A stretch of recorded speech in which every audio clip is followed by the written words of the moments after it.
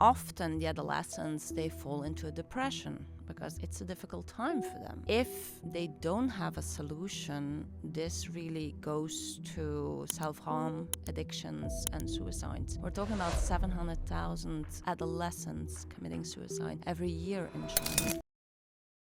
Laimei Young, hypnotherapist, cognitive neuroscientist, and founder and CEO of VRCourageHub.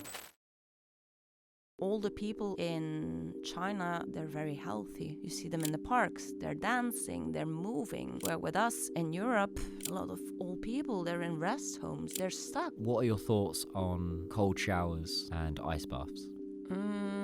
Hypnotherapy is an experience. Would you like to experience it? Yes.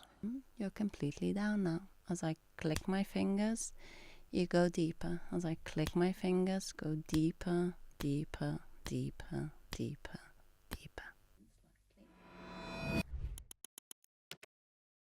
When I was a child, I was told by my parents to stay away from the TV as far as possible. And I feel we're getting closer and closer to screens now. My question for you, Miss Laimei, is VR a force for good or bad? Really good question, Daniel. I really like that. I'm using VR as a therapeutic tool. So it's called virtual reality exposure therapy. So normally therapists, psychologists, they use cognitive behavior therapy. But there's a lot of logistical hassle. You know, you need to go to the mountain, you need to look down, not very effective, right? And the reality is, Daniel, we're just in a technological age. So why don't we use the tools that we have and we just use it during therapy? So I've been using it, I've been researching it for a year and a half now. And I started to do trials. And of course, it is not for everyone, but there are a lot of benefits. Because when you put on the headset and when you're looking at the scenery, when you're in, the therapeutic aspect is the full immersion. I can see if you just look at a screen or you're just playing a game, you don't have that full immersion. But when we're using virtual reality, your eyes see, your ears hear the sounds. You can even sometimes feel certain stuff. So just the fact that you're using your senses, we can even use aromas, you know, to calm people down. So just the fact that people are using their senses is very, very therapeutic. So let's break this down. I come to you and I've got some issues in my life. Yeah. And I say I'm interested in exploring some VR tech, some hypnotherapy. What would be your next steps with the VR? First of all, Daniel, it needs to be a fit. It needs to be a fit between me and you to do this together, right? And I really need to understand what you want to work on. And if I'm specialized in that, I'm going to help you, right? First of all, VR is a tool. I don't only use VR, right? To get your nervous system balanced, because at the end, that's the aim, right? That you feel inner peace, you feel calmer, you're more resilient. I first start with music therapy. So I would give you an app. I'll give you access to an app. You're going to listen to that at your own pace. And if you finish that, you're going to fill in an assessment.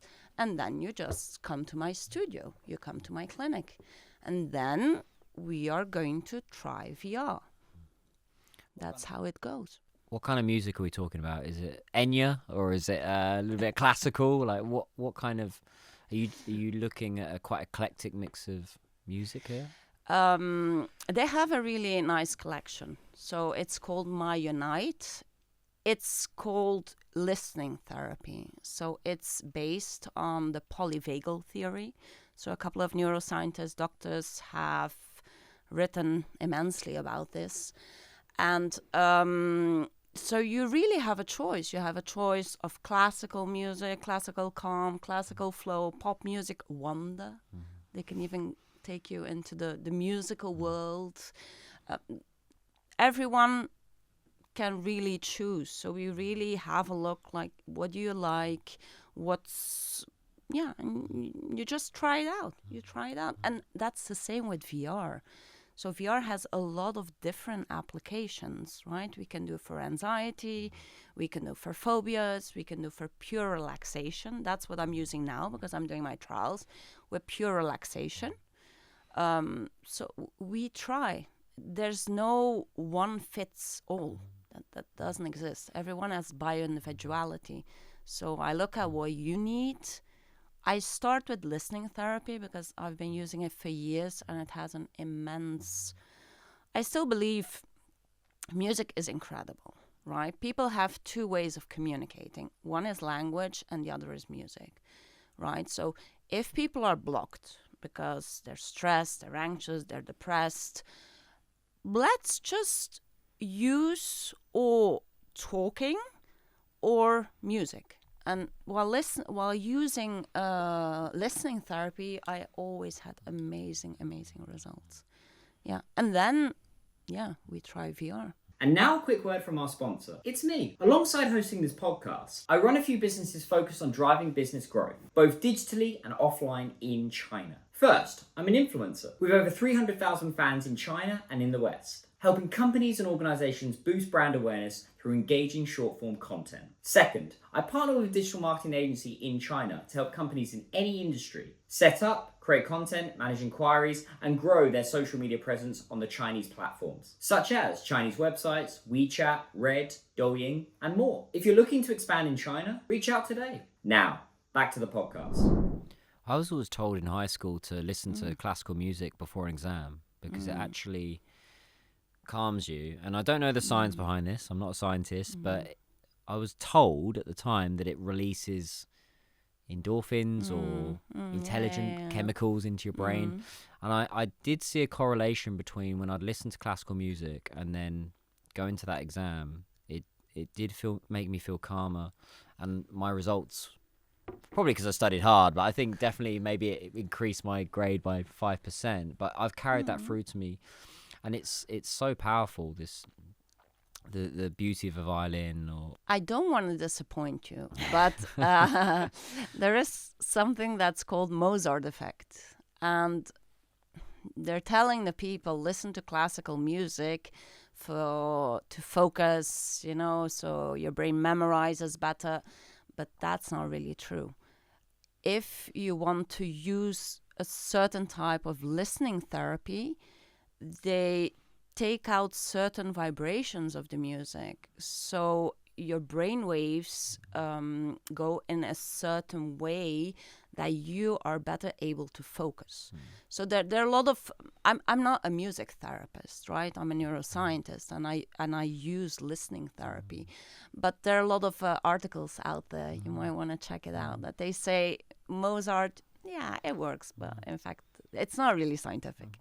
So speaking of articles, that's how I actually came across your wonderful work. Yeah. Actually, it was in a WeChat group, and we were talking about the power of WeChat groups as well, because they have they have a good and bad side, right? There's this element that with WeChat groups or WhatsApp groups, there's a lot of spam, but at the same time, then you come across a little gem like your article where you talked about VR and VR tech. So can you delve a little bit into how you've utilized VR in particular and the benefits that you've found with the patients that you've worked with? Okay. So I've been researching VR for a year and a half. It has been a hell of a journey. I didn't expect to have so many things. I'm not a tech person, but I think it's a very interesting tool. It's a very fascinating tool. So I kind of researched all the software, the brain health software that are on the market, Europe, US, even Australia, and China. And the best software I have found was in China two American Chinese guys, young guys, who developed that. And I really like to work with their software. But again, that's another challenge for me because it's pure relaxation, right? So I'm using VR now. I am doing trials. So I have two kind of clients, adolescents or menopausal women. Why do I have these clients? Because for me, from a scientific point of view, they're really interesting because both, one, the teenager and the young adult, 13 to 25, or the menopausal women, and I'm talking from 35 until 55, because even lots of women who have cancer, they go into menopause at 30 or 35, right? So they're very interesting because their brain has a lot of changes, hormonal, physical changes.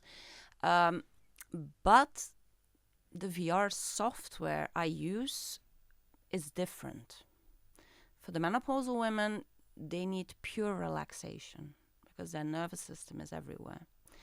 The adolescents, that's really challenging because these adolescents and young adults, they're used to game.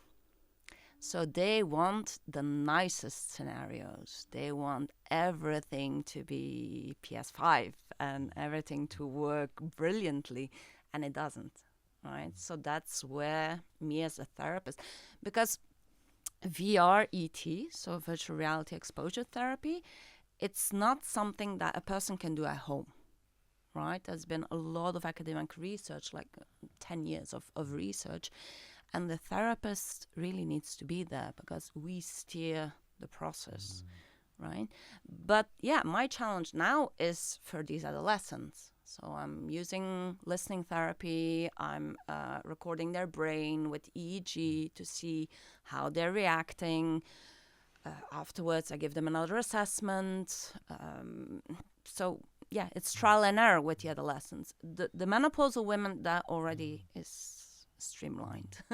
And what's the typical scene here? Is it VR headset walking through a field of barley, or is it walking through a woodland or a rainforest? What's your typical kind of environment that they're walking through or experiencing? So we're not walking. And that's a really good question because so the women, they want to rest. So they sit down, they're there looking at the sea, they hear the birds, then it starts to rain. Sometimes, I don't know, I can splash some water so they even feel the rain, right? So it's for them, 5D. This is 5D now. This is not... yeah, we're going as crazy as I can. But that's kind of, they're using all their senses. With these adolescents, I would love to have a VR maze. So we're working with some VR developers to, they're working on a trip. We take them to Henan, to the Luoyang caves, where all the Buddhas. So, and we're really walking along these caves, and there's like a grid, you can look down. It's quite adventurous, right? But this is in process. This it doesn't exist. We're making this, right? So for these adolescents, we want to make something exciting where they can move. Big topic, mental health. We discussed before the podcast that it's not mental health, it's brain health. So can you tell us some key things that we don't know right now that really we should know about brain health? Yeah, so apart from your kind invitation to have me here, that's the question I wanted to have tonight. So I prefer brain health because we go to the gym, we keep our body healthy, our mind is clearer, but our brain, it's like 2 ounces. The weight of the brain is extremely small, but it uses 20% of our energy, right? So 1 in 3 people worldwide have neurological diseases, illnesses, right? And this goes from anxiety till depression, epilepsy. Alzheimer. But what's really important is that parents and adolescents, they know that the brain gets in a full development from 13 to 25. And lots of adolescents, because their body is changing, their brain is having huge developments, especially their prefrontal cortex, which is executive functioning, strategizing, planning. Everything is happening. And often the adolescents, they fall into a depression because it's a difficult time for them. Also at school, they want to fit in. And if they don't have a solution, this really goes to self-harm, addictions, and suicides.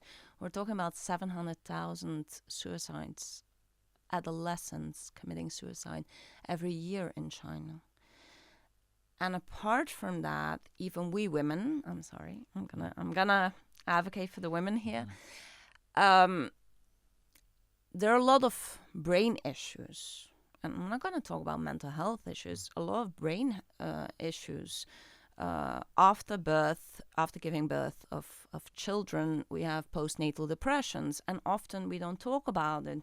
We don't do anything about it. We're just pushing through. And then we have premenopausal depression, and then menopausal depression, and then postmenopausal. And 70% of women have Alzheimer.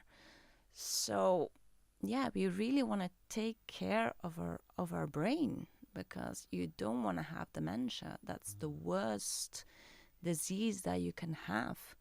And statistics is already showing that by 2030, the biggest global illness is going to be Alzheimer and Parkinson.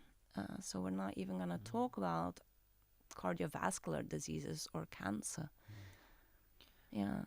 Am I scaring you there? I see your face like, ooh.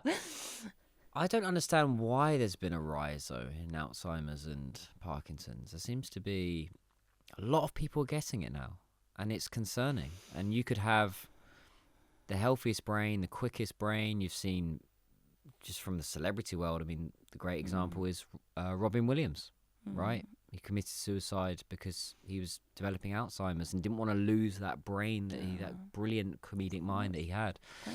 So why has there been a rise? Good question, Daniel. Take into account that we're living longer, right? Women live longer than men too. Why do more women have Alzheimer? Women do live longer. I had a conversation with a Chinese neuroscientist and brain surgeon, and he said, no, in China, there are more men having Alzheimer. I was like, well, that's interesting. I might want to research that. But, of course, these are global numbers. All the people in China, they're very healthy. They're very clear. You see them in the parks. They're dancing. They're moving. Right, where with us in Europe, a lot of old people, they're in rest homes. They're stuck. You know, and that was great. I haven't been to Beijing for 20 years. I went in March. I went to make chocolate. I love making chocolate. And I was at a crossroad, and you know these Beijing crossroads, they're huge, right? And I wanted to cross the street, and then there was this old woman, maybe 80 or 85, and she was doing the traffic, and I was like, "怎么了?" And she was like, "Oh, 我在工作. I'm working," right? But that's what I mean. They keep the older population healthy. So it's not only about, am I gonna get Alzheimer? I think if there's some key things that we need to take into account. We want to have loving people around us, right? We want to be in a community. We want to connect with people. We want to move. Our body needs to move. My own sister, unfortunately, has brain cancer, and there's not a lot of things she can do. So in Europe, the surgeons already said there's nothing to do. But I took her MRIs to a neurosurgeon here in China, and he said there is one type of acupuncture that she can do. And if you would keep her moving, and we're just talking about her arms, give her some massage, keep her arms moving, she can still live 5 to 10 years, right? So it's really about lifestyle. It's really about being preventive, looking at, brain health, because mental health is already, for me, it's already late. We already have an issue. Brain health is, let's keep our brain healthy. I'm sorry to hear about your sister, but it sounds like the solution there is one that we should all be doing, right? We should all be more active and getting out there. What do you do? I wake up early and I get outside as soon as I can. As soon as that sunlight's coming up, I get that sunlight. I try not to look at the phone. I think it's a drug. Key. It's the worst thing. That blue light hitting your eye as soon as you wake up. I try and put it aside, although it is a drug. So it's difficult sometimes, but I've got into a routine recently of getting out. Okay, great. And either going for a run along the Bund. Wow. In Shanghai, or getting to the gym, doing a little HIIT. I've got a gym close to me, which is 24 hours. Or if I want a bit of a rest day, I'll just cycle. I'll get on one of these little bike shares, a Meituan or that's a Hello great. Bike, and I'll just get out there. 6 a.m. is critical. We discussed this before the pod, actually. If someone can't do what I'm doing, which is 5 a.m. waking up every day, but getting out at 6 a.m., what is something they can do in order to move and prevent the onset of Alzheimer's or other illnesses and diseases? So, an easy tip. I used to go outside and run, but sometimes you have kids and you have meetings, and you're working with the States or with Europe, so sometimes you don't get out to have that run or that walk in the park. Go into the shower, feel the water on your skin, and breathe. Do really deep breathing exercises. I do Qigong every morning. I just do standing meditation for like 15 minutes to 30 minutes. Makes me completely crazy. But I do it because your day is so completely different. And I bet when you go out and you have these first rays of sunlight, how does your day start for you? It's more productive. I actually have more energy. People do say, well, you wake up so early. But actually, when I wake up early and you go to bed at 9:30, my argument to that is usually after 9 p.m, you're wasting that time anyway on your phone or doing some nonsense. So why not just go to bed, read, go to bed, meditate. You can still watch a bit of TV if you want. And then wake up at that 5 a.m. or 5:30, get out as soon as possible, because I always feel great after I do it. That first minute is not great, of course. I know. But once I'm out and about, I have a question for you regarding ice baths and cold showers. Wim Hof. My question is, what are your thoughts on cold showers and ice baths? Not good. When you ask me ice baths, I think of Wim Hof, right? And Wim Hof is Dutch, and I'm Belgian originally. My mom is Belgian. And as children, it's very normal. We just jump into the sea, even in the winter. So, yeah, it's cold. We just jump into the sea. That's what we're used to. But, of course, ice baths, I think that's really a level really, really cold. It doesn't work with my body constitution, from a Chinese medicine perspective. I'm not a TCM doctor, but it just doesn't work with my body. But I can imagine. Have you tried it? Do you like it? Yeah, if I have a heavy gym session, so let's say legs, and my legs are particularly sore, or I've gone for a run down at the Bund, having that ice bath afterwards. 5-10 minutes. I try and immerse myself as much as I can. That first minute is killer. It's really not good. But something I did yesterday, actually, is I went to the spa here in Shanghai, and I had the sauna for 15 minutes. I sound like Andrew Huberman now. Did the sauna for... You sound quite scientific. Go ahead. I sound like a doctor, but I'm not a doctor. It's true. 15-minute sauna, and then they had a cooler pool there, which is about 18 degrees Celsius. I don't know what Fahrenheit is because I'm British. We only do Celsius. Celsius. Yeah. That's But what I understand. that helps. I think the one thing you shouldn't do is, if you're sick, obviously have a cold bath, a ice bath or cold shower. But I've definitely seen the health benefits for shocking the system, waking myself up, muscle recovery. That's what I think. You need to have hot, cold, right? Like you do with the sauna. You go into the sauna. Afterwards, you take a cold shower because it's too hot. But staying in a bath in an ice bath for 10 minutes. Yeah. And how do you feel afterwards? I feel fantastic.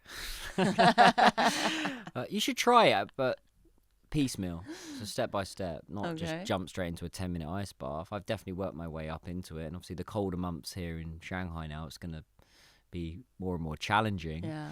But you should try it. I think if you've done some sort of heavy workout of some kind, whether it's lifting weights or maybe after your qigong, right? After qigong, maybe that's good. But a quick 2 to 4 minutes, I think, for anyone starting an ice bath is great. But don't you feel that, because you're British, right? So British, Belgian, kind of the same weather. Yours is a little bit worse, I guess, than ours. But now that you live in Shanghai, don't you feel that your body isn't used to that crazy weather of us? I would say Shanghai weather's pretty similar to UK in the sense that, overcast. Oh, you feel that? There's a lot of rain here, right? It rains quite frequently. And that happens a lot in the UK. We live with an umbrella all the time. We go out with an umbrella. No, we're just thinking, right? Because you're asking about ice baths. And if you're thinking about ice baths during the summer, that's going to be great. Here, there's a really, really hot summer, so that's amazing. Right? So I think our bodies really, they get used to the place where you live, too. And I think ice baths have become a phenomenon in the last 5 to 10 years, right? When I was a kid, it was always have a warm bath. I don't remember. The only people that did cold baths were army or maybe some athletes. It was becoming a thing. But you're right, the environment does shape where you're from. I find that we'll do an experiment over the next few months. We'll see what it's like in the winter. Let's of course, when it's a hot, humid day in Shanghai, having a nice cold ice bath or shower, it is incredible. What is hypnotherapy and how does it help? So hypnotherapy is an experience. Would you like to experience it? Yes. So, frankly speaking, we're hypnotized constantly. When you look at TV, our eyes are the only part of our brain which are on the outside, so there's a closed loop. We're constantly hypnotized by looking at the TV. Again, I'm doing hypnotherapy, so that's therapeutic, right? I want to make people's nervous system calmer. Yeah? So let me just give you an experience, right? And the people watching or listening, don't close your eyes while you're driving. Yeah, maybe a disclaimer, right? The legal disclaimer. If you're driving right now, maybe pull over. Or you can sue Daniel. You cannot sue me. I'm not legally responsible for anything that's happening right now. Yeah, okay. Okay, so put your feet on the floor. Feel the ground. Feel your bum in the seat. Lean back a little bit. Yeah. So for people, if you want to try this out, if you're not driving, just listen to my voice and let me guide you. This is only going to take 2-3 minutes. So you go into hypnosis with the position of your eyes, right? So you just look at me, yeah? So I'll keep my gaze to the ceiling, and I'm gonna look at one point on the ceiling, right? But that means I'm gonna look up. I'm gonna strain my eyes a bit. Wanna try that? Yeah. Okay. Okay. And keep on gazing up. Yeah. So we're gonna do 3 breaths in. Okay. So turn your eyes towards the ceiling. Fix your gaze to fixed or imagined spots on the ceiling. Breathe in through your nose. Keep your eyeballs up. Breathe out. Open your mouth. Breathe in through your nose. Push your eyeballs up. Really feel that strain in your eyes. Yeah, the blinking means you're going under hypnosis. Breathe out. And just one more time, breathe in. Keep your eyeballs up. Keep them up. Keep them up, Daniel. And while you're breathing out, I want you to close your eyelids down. The muscles and nerves in and around your eyes are becoming droopy and drowsy. And I want you to forget all about your eyes now. Just tilt your chin. Drop your chin slightly. And imagine, Daniel, that you're standing on top of a beautiful, beautiful wooden staircase. And you're looking 10 steps down. You're going to descend these stairs. And with each step descending, your body is going to relax deeper. Your muscles are going to relax and let go. You can hear your feet, feel your feet, sense your feet touching the stairs, and you take step 10. Taking step 9, go deeper, float deeper, deeper, deeper, deeper in this beautiful awareness of yourself. Taking step 8, every sound around you, every movement around you is making you go deeper and deeper into hypnosis. Taking step 7, really feel that every muscle and nerve in your body from head to toe is relaxing, letting go. Taking steps 6 and 5, you're halfway down now. Taking step 4, you can hear your feet, feel your feet, sense your feet touching the stairs.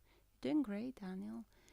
Taking step 3 and 2, go deeper, relax deeper, deeper, deeper, deeper. Taking step 1, you're completely down now. As I click my fingers, you go deeper. As I click my fingers, go deeper, deeper, deeper, deeper, deeper. And start to move your hands, start to move your feet, and you can just come back to the room. Wow, thank you. How was that? Wow.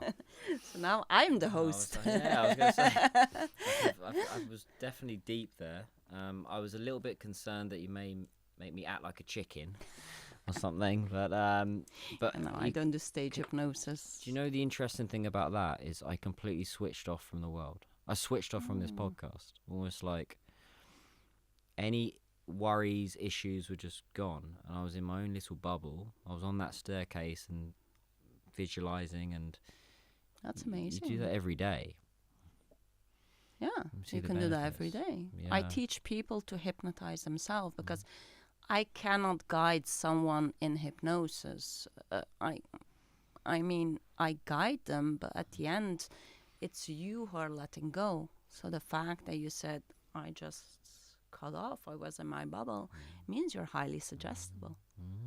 Yeah. Is that a good thing or a bad thing?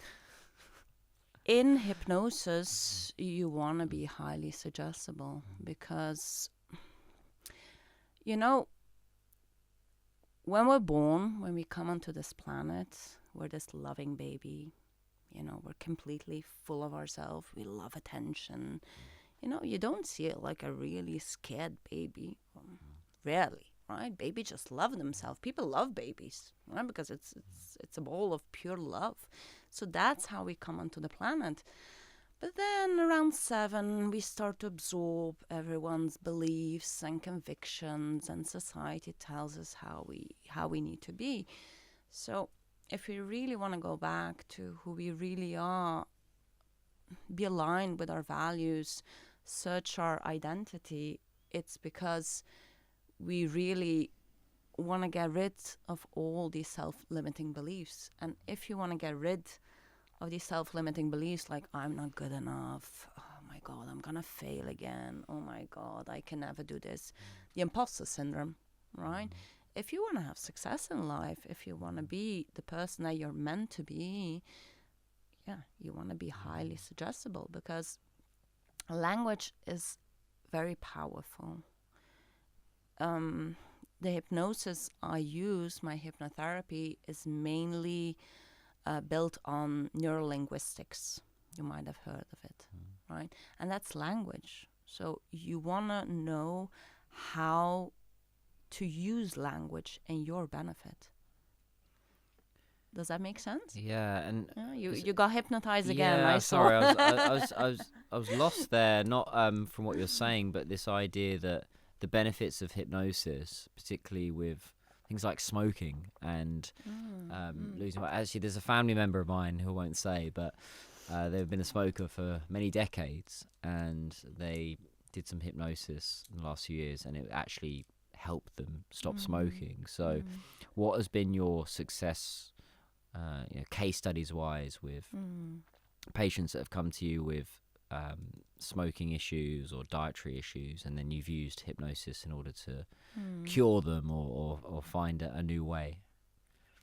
So I don't do smoking. I had my own dear friend Jeff practice on me, because I used to be a smoker. So I think walk the talk, right? You cannot help people to fix things if you don't have it yourself, right? But I'm not smoking anymore. So Jeff, who's a former Air Force pilot, and then he became a hypnotist, an amazing person, he really helped me with that. What I specialize in is anxiety and addiction. And addiction meaning food addiction, alcohol addiction. I'm very, very good in that. I don't treat the addiction. That's why I don't do smoking, because you have people that come to me and say, I want to stop smoking. Can you do 2 sessions with me? I don't do that, because you're going to stop smoking, but you're going to start eating more, or you're going to start to shop more. If an addiction is a coping mechanism, right? You need to treat the root cause, and that's what hypnotherapy is about. Really go to the root cause. And for me, that's anxiety. If I treat anxiety, I can treat addiction. Yeah, and I think that's why it's so important to have, I wouldn't say you're a coach, but someone in your life that is an expert in what they know what they're talking about. They can give you the tools, because ultimately you have to find out yourself, right? You have to put in the work in order to combat whatever issue that you have. But you're clearly there in order to guide the person through the process. So I think it's really commendable what you do. What would you like to be coached in? What's your addiction? What's my addiction? What's your... How do you say that in British? What's your... I had a British... My friend. vice? Yeah. Oh, food would be one. What kind of food? I love a pizza. I do love, but I've got better over the last few months, certainly with diet. Okay. I think it's hereditary as well, which I'm not blaming, because I think that from my perspective, I can just say no to things. So I'm good at that kind of thing. I have a bit of a sweet tooth, so the issue is I've got a bit of diabetes in the family, so I've got to be careful with that. But certainly... So they all have a sweet tooth. Well... chocolate, that kind of stuff. But yeah, food would be one, which I think is very common with people. Switching off is a big one for me. What do you mean, switching off? So being able to put the phone down or put the laptop down and say, no, right, Okay. I need to switch off now and have that hour or two before bed. I've got better. But it's something that I think we all struggle with, is Boundaries. and just saying, okay, I'm done for today, right? Tomorrow is a new day. I need to It's enough. let the brain rest, and going back to brain health, let it unwind, you don't have to be working right up until 11, 12 o'clock at night. You can switch off at 7 or 8 and then have your evening an hour or 2 hours before bed. So I think that's something that I've got better at, but it's something that I and many people around the world struggle with. Even working is an addiction, right? I come from there. I love working. I think if you do something and you're really passionate about, you can go on for hours and hours and hours, right? That can also be ADHD, you know? You just love doing stuff. And of course, we're in a society that does. You need to do, right? Not doing anything, relaxing, that's not easy, right? That's not easy. How is that in the UK? As far as lifestyle in the UK compared to, say, China, I guess the most hypnotherapists are in the UK. I'm trained in the UK. Yeah, I think so. I think There's lots of addiction there. one thing I will say was, when I was working in London a few years ago, I'd be on the train going into London. I was living in the suburbs, in a home counties outside of London, and I would take the train every morning, and I just noticed everybody's faces was down here, grey, balding, same age. Oh, yeah. And it really got me thinking, if I stay here for another even 2 or 3 years, my hairline could be here. Oh, really? So I think coming to China, despite the fact that there is that idea of like work, especially Shanghai, you've got to earn money and work hard and quickly, right? It makes you quicker. China makes you quicker. In England, there's a little bit more of that balance, as in we need to get out into countryside. And I think China's got better at that. But in England, hypnotherapy is seen as a little bit, I wouldn't use the word joke, but it's certainly seen as a bit, ooh, you know, it's not taken as seriously as it should be, I would say. That's purely from a subjective point of view. No. Because I know it's got great benefits.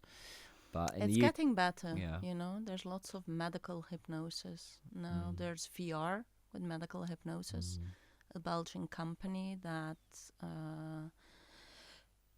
they use VR to calm down people before they have surgeries. And, operations are much more successful. It's getting better. It's getting better, but yeah. What's one thing my audience has to know going forward? One tip that you would recommend that they can change today?